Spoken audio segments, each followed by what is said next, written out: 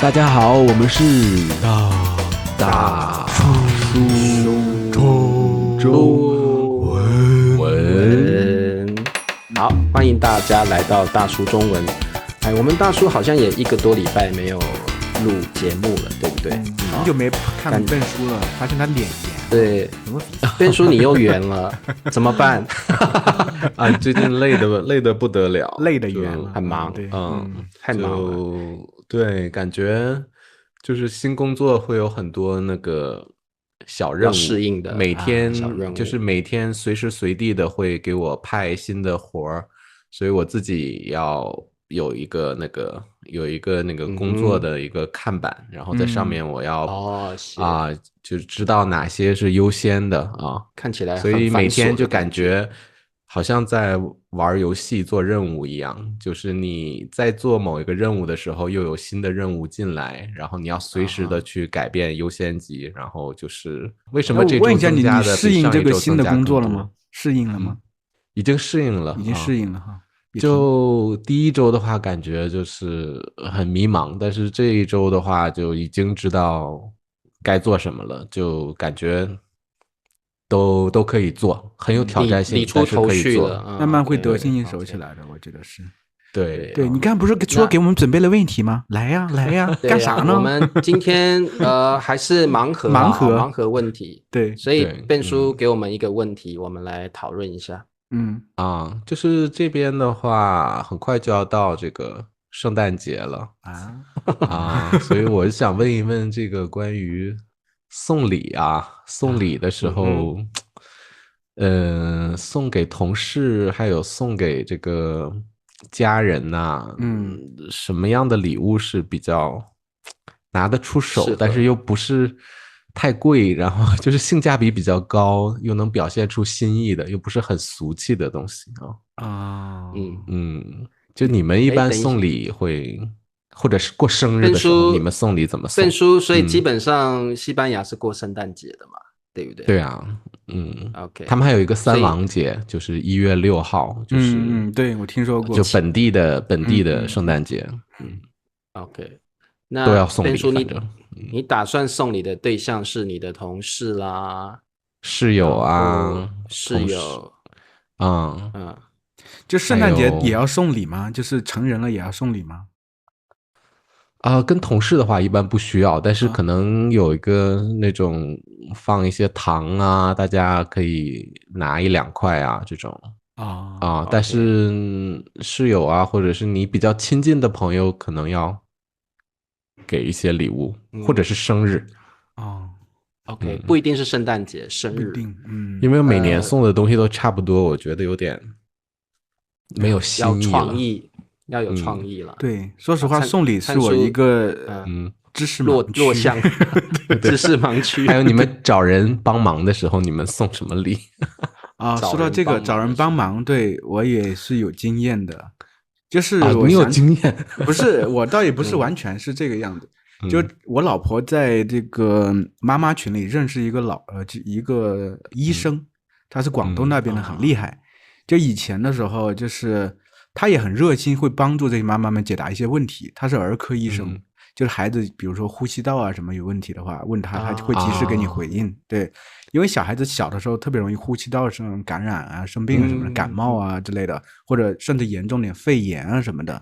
就是大家这个以前不是那个手术前可以偷偷的给个红包对，但是现在不是被禁止了吗？对，我还没说到那呢不是这个就是说到这个，就是因为这个大夫人也挺好，我们其实在线下也见过面，当时去成都的时候还和他一起吃了个饭，请他吃火锅什么的。就当时你还能把医生请出来吃饭吗？不是，他刚好也在成都参加一个会议，然后我们就是他们在私底下其实也有联系，因为群里头也会开玩笑什么的。后来就是有一次瑶瑶还是生病了，反正就是他很热心的就半夜给告诉我们应该怎么做，我们就挺感激他的。后来呢，就是我老家在龙泉嘛，龙泉那里有2个比较好的东西，一个是青瓷，一个是宝剑。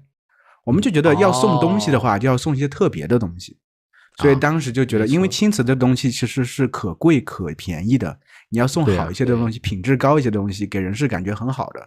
当时刚好我有一个表姑姑，她其实年纪比我大一点点，是因为辈分大，他在北京那边卖青瓷，我当时就想到他了，就问他有没有什么好的东西，就是但是其实会便宜一点，但是他那里卖就挺贵的。但是我是说想到他那里买一下，因为不是特别熟，平常就是没什么联系，我就问他要了一个东西，但是他没有要钱，直接给我寄了，就是在市场价的话700-800，就直接寄给那个医生就是我是觉得有时候要表达一种心意，让这个医生觉得我们不是就是白蹭你的这种医术啊什么的，对，其实我们是知道这种稍微有感恩之心的我是觉得有时候稍微得花点心思，送一些当地的特产或者一些很有这种文化上的东西因为比如说之前我老婆主要是我老婆送东西比较多，比如说上回他的一个老板，就是他之前的老师也是他的老板，到西安这边开了个研讨会，然后来的时候那天我和茶叔还说我去博物馆了，就是去博物馆去买一些文创类的东西，这个那些比如说你现在中国的文创做的特别特别好嘛，那个就是冰箱贴对，冰箱贴还有一些还有这手串还有一些因为他家有2个小孩所以就专门多买了几样东西，就是比如说所以这也是送礼的一个技巧，就是家里比如小孩的话，你送给小孩对小孩一些小玩意很可爱的东西，然后再加上一个比如稍微贵重一点的东西送给这个本人，我觉得就感觉会很有新意，刚好是本地有的这么一个东西，所以我觉得这个也显得不唐突。现在好多 APP 都有那种你扫一扫或者照张相，他们就可以把那个价格对，就是怕虽然我送出去了，但是他一搜这么便宜的东西，然后反而本来是想加分的一个事情，但是看完价格所以就是我是觉得就相对价格不不是很贵的，比如说一个几十甚至加100-200块钱的东西，所以你就需要多送几个。给它堆出来这种感觉，堆出来的诚意，你知道吧？你要只送一个，确实有点寒碜，就是这个样子那如果你们送很贵的礼物，你们会留着价签吗？很贵的肯定不会留，但是很多其实那天买的这个文创的时候，我老婆上面有价签，我说价签有就有，没有关系。我是觉得其实人的个感觉的话，你心意到了，你专门去博物馆，就一个个去挑，然后准备好。当时人来了，你还拿着这个东西到他那块去，打车1个多小时去那块，再给他亲手给他，我觉得诚意到了，人能感受到就行了。价格其实真的不是特别重要的事情。对。茶叔呢？茶叔一般，我觉得送礼真的也是我的知识盲区，因为我是个很随意的人。所以我最近会遇到的状况就是有学生来台湾找我，我是不是应该要送什么东西？因为当然应该学生送你吧有的学生会想到刚好我这边有一个，那像那个 Laura 刚好这个 Laura 这个名字好熟悉对 Laura 就是一个学生熊抱你那个姑娘是吗？对，把我抱到快要窒息的那个最近他有发你们1周年见面的那个真的还有这样的对，他就送我这个这应该是围巾吗？还是什么桌垫？还是不是？它就是一个桌布的感觉桌布对然后我觉得他送我这个东西就是礼轻情意重，就是不会贵，但是我很喜欢，因为它上面有很多这个意大利的那些特产特有的东西，就是地点啦、景点啦，我觉得这个我就很喜欢，所以我这个就挂在我旁边的那个桌子上面，就当做桌布。然后那这2个国家的还好，因为你可以送自己国家那个对，就是文化的东西，当地特色，当地的东西，对。学生送我的东西我都觉得很好，像这边有一这个是那个爱尔兰的这个 Chris 那个 Duffy 送我的Duffy 送给你的爱尔兰的那个学生送我的，对，那这个是对，那这个是那个墨西哥的学生送我的，他们的当地的那种娃娃，我就很喜欢看起来都其实不贵，但是我就很喜欢这种文化的东西，所以我都放在这边跟我作伴，所以我觉得如果是好友或师生之间送礼，我觉得就没有很拘束，什么都可以送。那我基本上我请他们吃饭，我就当做是送礼了，请他们吃饭。对，然后其实学生还好，不太在乎这个，但我觉得反而是你的亲朋好友啊，你的会更重视这些。就国外的还好，我觉得比如说亲朋好友，自己国内的人好处理，像长辈就是送钱最实用，对，长辈就是送钱最实用。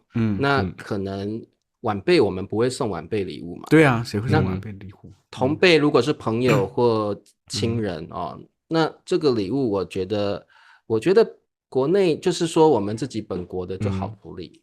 你如果同辈随便送应该都还好吧？比如或者就请吃。茶叔，你哥哥呀，或者爸爸过生日的时候，我从来不帮他们吃饭吗？还是你们家没有这个传统是吧？最近比较讲究会买一个蛋糕。我跟我哥哥生日基本上我们是不过的。然后我爸爸以前我妈妈在的时候，或现在我爸爸，我们会买一个蛋糕。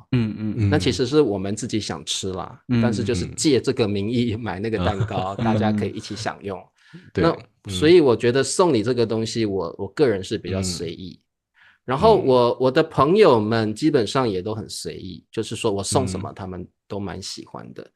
对，我觉得其实你要找人办事呢。对，就像笨叔说的，有两个难送的。对，一个是送给比如说你要找人办事的或老板，这是算一类的人啊。另外一个就算给老婆或者女朋友，这两个是最难的。最难的，对，你要很难送到心坎上，有时候。反正给老板的这个比较麻烦，就是你送贵重的就有那种贿赂的嫌疑。然后你送小的，给老板的，我会建议是不是同事一起送，然后送一个贵重一点的，然后大家去分担那个钱。以前我在公司是这样，比如说老板生日或经理我们就是说一个人送。财力有限，送的比较寒酸但是如果4-5个同事或整个部门10个人大家一起 share 买一个比如说名画啦可以挂的，或者是比较名贵的金项链啦那种的，我们可能就大家一起分担，就既贵重又大家都有送到礼物的感觉。对，我觉得但是这个也看情况了。你比如说你是只是因为比如说到一定节日或者老板生日，大家一起集资买个东西一起送是好的，你也不想太突出自己。但假如有这种情况是你需要突出自己，那你就需要精心挑选了，说实话。对啊，而且要私下送啊，那就是要越贵越好。对，我觉得我看电视剧里都是说什么这个刚好我朋友送我好几包这个哪个地方的云南的这个普洱茶，然后家里多了喝不完，然后老板我给你带一包这样。不过我说实话，如果是国内自己送，比如说都是中国人送，我觉得倒简单，比如说经理、老板或父母长辈送酒啦，就是送名酒送茶叶，送健康食品都是不错的。然后父母亲那种自己比较亲的亲人，就是送包钱都可以，包红包都可以。对，我都觉得比较好送。那变叔的烦恼可能就是说比如说外国送伴侣啊，这样比如说送伴侣啊，送这个伴侣的话又是另外一个亲密的朋友，那是另外一个层面的东西了。伴侣是另外一个层面，这个层面东西还没说完呢。这个层面我觉得需要说其实我觉得很多学生不理解，就是中国的送礼文化。送礼我是真的觉得有看你的目的在哪里，你要维系感情，还是需要你有所图，这都是目的性不一样，都是不一样的。说实话。就是有时候我是觉得可能有时候很多人面对自己的领导的时候或者经理的时候可能有点怯，我是觉得有这么一个怯的一层的话，你这个送东西就是目的性就太强了。你首先其实我觉得其实大家都是人，你要保持这种平常心，我给你干活其实我要有能力的话让你看到我是有作用的，慢慢和他拉平这个距离之后你慢慢的很多东西就比较随意，就是我有什么好东西我给你分享一下。其实我是觉得可以这样，就像我老婆其实以前在这个非常大的一个公司就是弄石油啊炼化器之类的，她当时和他们几个领导就是关系很好，一起出国什么的给他们当翻译嘛。其实她和那些总工程师的关系都还挺好的，就是她会有时候会记住他们的比如生日什么的，送一个东西，小东西也可以，或者比如说回到我们老家之后买一些当地的特产，其实也不是很贵的东西，就像木耳之类，那只有我们当地是比较好的东西，然后带到公司就觉得这是老家的一些特产，就是我老家的一个特产，就说明我记挂这个你，然后呢，说明其实对你的身体比较好的，比较上心这种感觉。其实我觉得人之间最主要是你这个是要把人，就是心很重要，我是觉得心意不是最重要，自然了，对，要自然一些。然后让人感觉你是真心诚意的在做这些事情，不是说我在套路你，我想从里面得到一些什么什么事情。对对对，而且你要求老板办事啊，或者求经理办事，一定要平常是有铺垫的，有积累的，慢慢到那一步了，别人觉得我给你办个事儿，其实是顺理成章的。你要是平常我从来其实还是套路，但是不是不明显嘛？就是对，但是这也就是这种策略呀，对，这是为人处事的一个方法。我是觉得，反正中国人是比较在乎这种东西，我是觉得是的，同意。外国人会想，为什么给老板送礼物？对，这个就是其实就是人情嘛，人情社会啊，说实话是这个就是拍马屁跟好像真心实意的差别。是的，是的。如果你都没有铺垫，然后跟对方也不熟悉，你就送很棒的礼物，很贵重的礼物，那感觉好像在拍马屁的感觉。对，然后，但是如果你之前有铺垫，然后你真的觉得对方是一个值得交往的对象，那我觉得送礼起来就比较自然，没有那么虚伪的感觉。是的，是的，对，甚至不需要太贵重的东西。对，所以我们铺垫说起来很简单，但是真的铺的时候就感觉怎么达到那一点，对吧？对，这个点其实也很难做到，就是有时要突破自己。对，而且我觉得情况可能依照情况跟对象都有不同啦。说实话，送礼真的是一门艺术。你像特别中国送礼的禁忌那么多，这个也要特别注意。我是觉得就是公司这个生存环境，有时候你要多展现自己的能力。你像茶叔以前在那个编辑公司的话，就是他很愿意去展现自己的能力，老板觉得他能力很强，自然和他交往起来就相对会比较轻松一点。你这个时候这样送点东西的话，其实是很自然而然的东西。对，对，其实我的人生中比较少有送别人礼物的时候，很少。但别人会送我礼，有时候，但我很少送人家礼物。对。我爸就特别擅长送礼物，就是所以我是没有继承这个优点。是当时我再说一个点吧，就是当时我才去上大学的时候，去重庆上的大学，而且不是重庆主城区，是重庆下面一个区叫万州区，还离重庆坐车还有3个小时。当时我们从老家过去是先坐的火车坐到武汉，然后再坐2小时的高速公路坐到宜昌呢，然后还要坐2小时的车上到那个三峡的库区里头，就是他绕上到库区里头，因为那个时候库区已经这个蓄水了，所以底下的话要上去他没法直接上去，在库区那块坐一个船，连夜坐一个船，第2天才到我们学校。当时我爸就随身背了2个特别长的宝剑，用盒子装的。当时我们就没想到，就是为什么要带个宝剑。宝剑是干什么用呢？就到学校之后，因为我们到学校之后，就是大学的话有辅导员，对吧？对。就辅导员的话，其实你比如说需要他办个事儿啊，或求他办个事儿啊，你送点东西，这是我们当地拿的东西，就是你给点东西，就是其实也不是说一定要贿赂你，而是觉得想见一下老师，认识一下老师，这个东西打个招呼。比如说我们后面需要什么帮助，能帮助一下。刚好那个时候就是我住的那个宿舍，就是分配那个宿舍是那种8人的宿舍，而且那个宿舍楼特别烂。但是我们学校呢有另外一种公寓楼，它是4人间的，比较好。所以我爸妈觉得你住那个地方也不怎么好，就和那个辅导员说了一下，辅导员就说没关系，我给你调一下。刚好呢那个时候有个大2的他的一个学生跑来就办事儿。他就问了一下那个学生，他这个住宿舍的状况怎么样？那个学生就说：“刚好有个人刚好搬走了，有个空位，就让我搬进去了。”其实就是这么一个回事，就是刚好很多东西顺理成章，你就是把这个东西融入日常生活中。你要有时候在中国的社会里头，比如说我爸还有一点就是不能说送礼，比如说你要是坐火车，以前我们这种长途火车的话，要是你买的是坐票。那其实坐起来很难受的，特别累。坐一个晚上的话也没法睡。我爸那个时候就去找乘务员，就分给他一些烟，而且烟的话可能是中华那种比较好的烟，就在过道里和他抽一下，然后就问一下你那个，就乘务员的话，一般情况下他们有那个休息室可以休息的。我爸就找人在休息室休息了一个晚上，睡了几个小时。就是有这种东西，就是可能你其实也不是很刻意，但是你给人一点点好的东西，别人会觉得啊，那我应该对你稍微考虑一下等等。你其实觉得不要就觉得，我是觉得要突破自己，觉得不要觉得这是很丢脸的事情我为什么要拍别人马屁啊等等。我觉得在社会里头不要讲这么大的原则。对，对，没错。这个人情的东西很重要，在中国。我觉得Ben叔如果要送礼给西班牙的像室友啦或好朋友，我觉得文化特色的东西是绝对可以考虑的。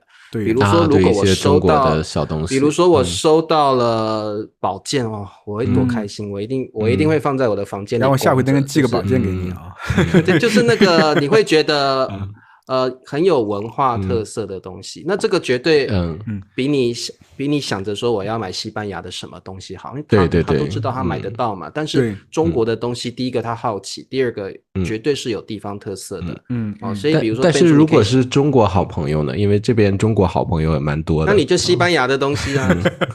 不是，他住在这边，他刚好住在西班牙。就我有试过送什么那个体验类的，比如说送按摩券啊，或者送那个玩那个密室逃脱的那个券啊，就这些已经用过了，就感觉没有新意了，再送东西送不出来。那你是在什么场合下送给他呀？好奇。生日啊，生日的时候，生日的话，一般确实生日礼物一般是投其所好吧，他喜欢什么东西。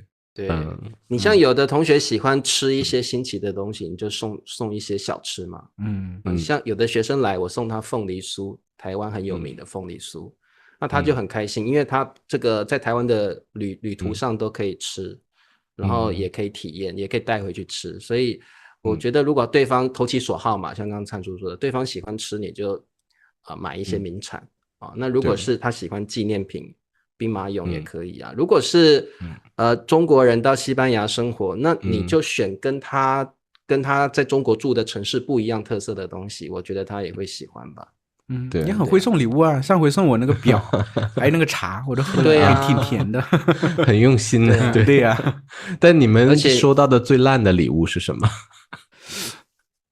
最烂的礼物，我没有收过什么最烂的礼物，说实话。打开之后觉得很尴尬。不会耶，我觉得对方送的再不好，我也会觉得是心意，我不会我不会觉得。我送过很烂的礼物，我觉得我没有收过很烂的礼物。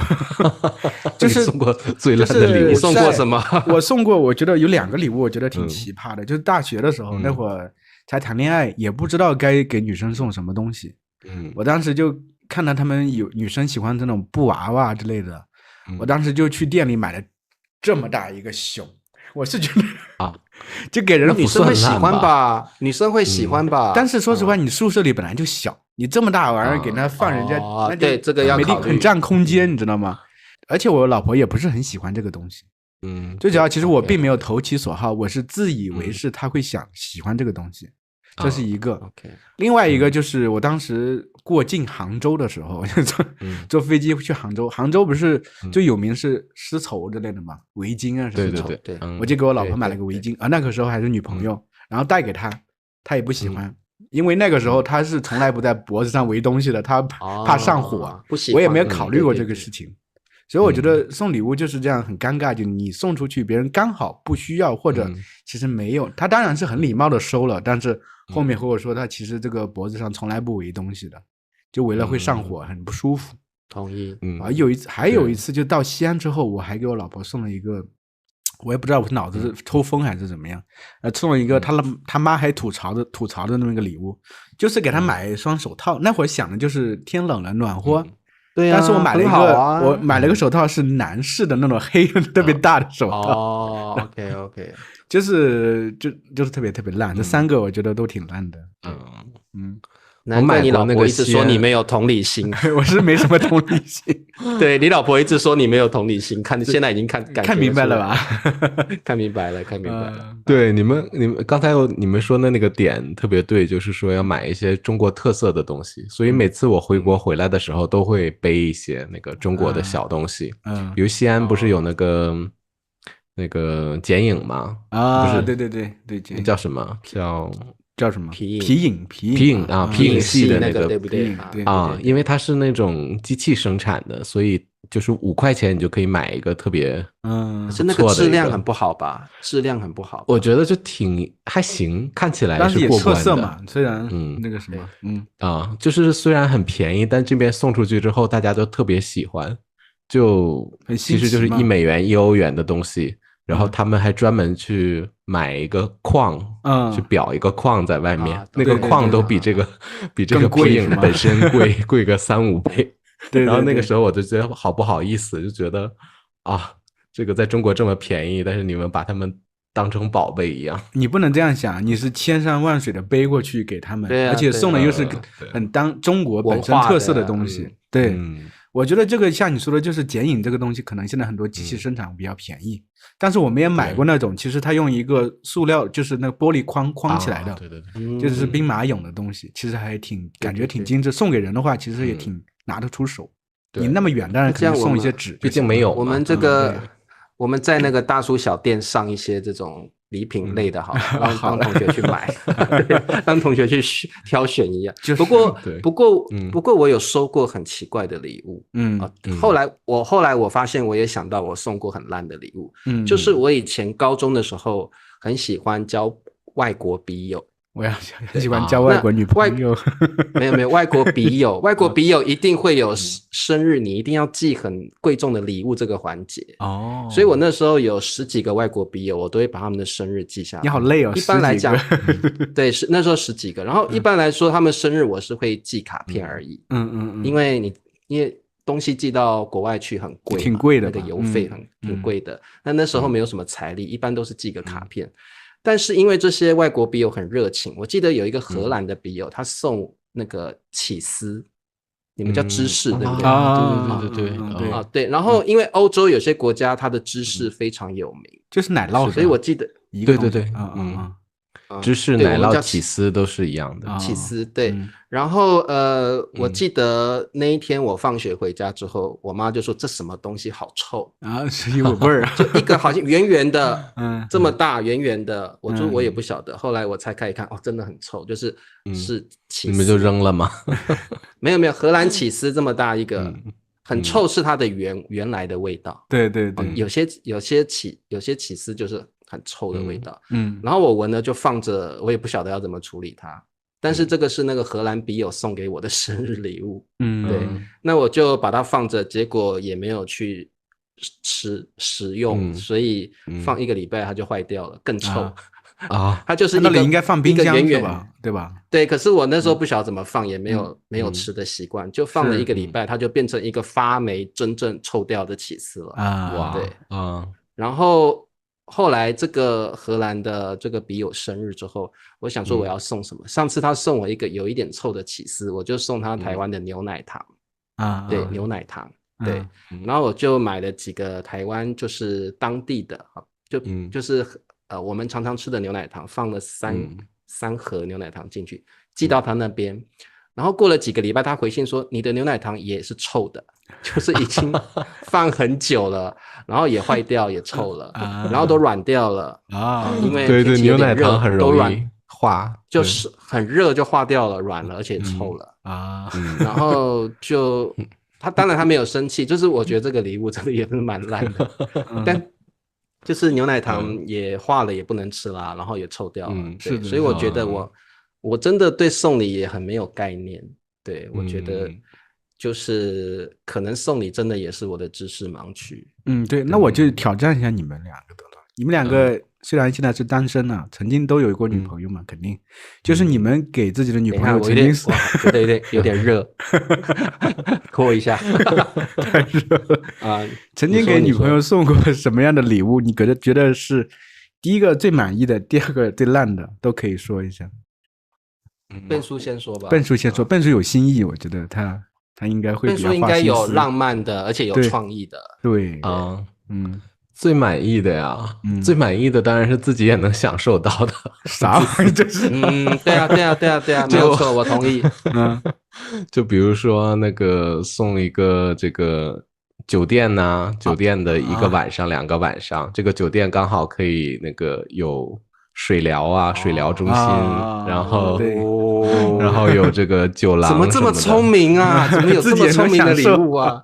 我完全没有想到耶！哎，我学会了，就是你起来也要吃早餐，你也要去水疗中心泡一泡啊，然后桑拿一下呀，就2个人一起享受了啊。对，或者是可能我很想看，我觉得有点自私呢。我很想看一场演唱会，但是很贵。反正我自己也肯定去也无聊，那就刚好2个人都喜欢这个歌手的话，我就买了啊，送一张票。我比较注重体验类的了体验类那挺好的，我觉得这种体验其实挺好的，真的。因为送礼物的话，就怕送错了，就你万一你花很多钱，然后送出去不喜欢，那对方也不好意思拿去退掉，然后就变成一个摆设，那挺尴尬的，我觉得。对，所以就体验类的会真的比较容易。体验很好，你要送女生，有时候送那些什么首饰啊之类，有时候你又没有眼光，然后买回来她又不喜欢，这个是最要命的东西。还不如。然后女生是很重视那种感官体验、心理层面的那种动物嘛，所以如果你送给她体验类的这种礼物。旅行啦，或者就是这个酒店啦，我觉得都是很好的选择耶。对，我觉得首饰买错了就变成一个借口了，就每次就是说，你看你送我这个礼物，我不喜欢，然后你还送给我什么呀？对，你都不用心，隔3差5就拿出来说一下。对啊，然后最惨的是分手的时候还原封不动可以还给你，对，很伤心。送给下一任。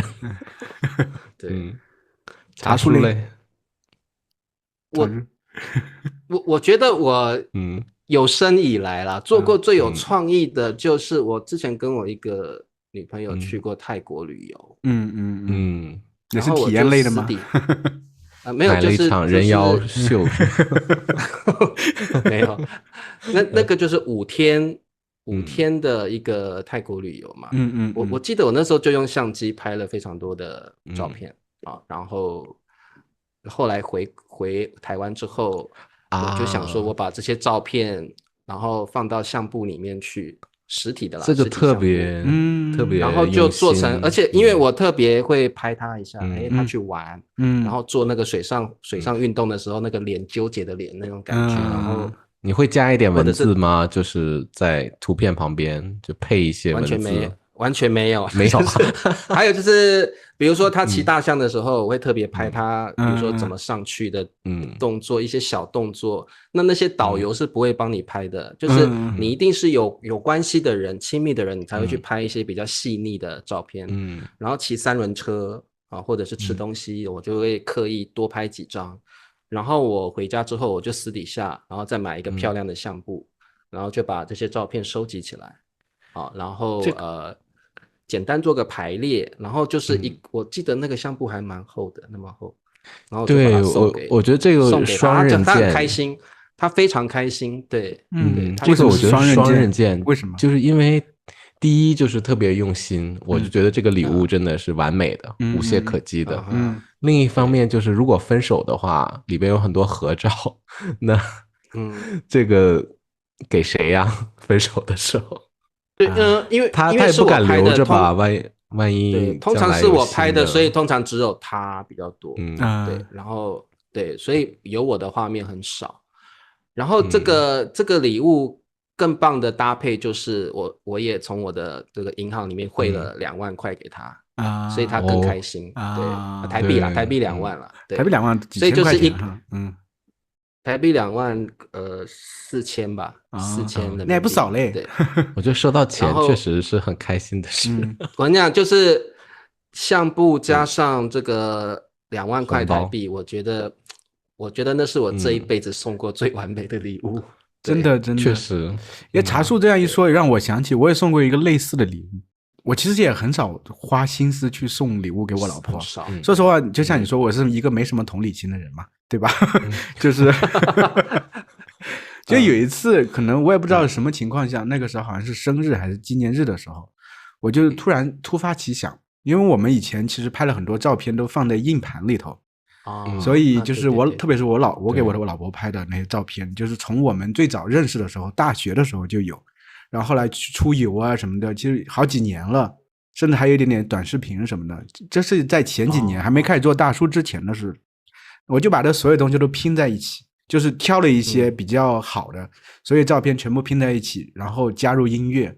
然后最后弄一点的文字，然后就是在他当天就是就是那个时候还没有投屏这个功能，那个时候放在这个移动硬盘上，然后插到电视上给他放出来，让他看这样当时我觉得这个我还算挺用心的，但是这种情况是很少的。但就是我觉得很花时间，这样我觉得女性会特别喜欢这种带有纪念性的这种回忆性的东西，我觉得他们会特别喜欢。对。体验性的，我觉得变叔说体验性那个，我觉得也是不错的尝试，也很好。我们都是完美的男人，可以买。对，而且现在体验的东西，其实现在网络上优惠的也蛮多的。那我觉得这个刚刚变叔聊到送礼我觉得其实真的，我个人一直提倡这个观念，就是礼轻情意重，最重要的是心意然后还有就是你跟这个人相处的过程是不是快乐、愉悦、自在的？我觉得这个是比送礼更重要的。对，我觉得有时候我生日的时候，比如说以前我的女朋友什么的，我生日他们没有送我礼物，我也不会觉得怎么样，因为平常我们就相处得很开心，所以我就觉得说每天就像过生日一样快乐。